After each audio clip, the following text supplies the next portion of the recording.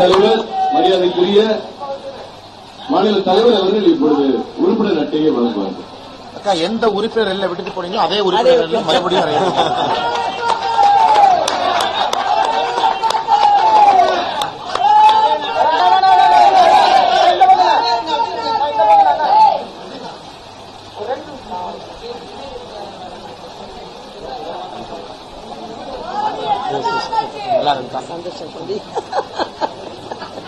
ஒரு மகிழ்வான செய்தி.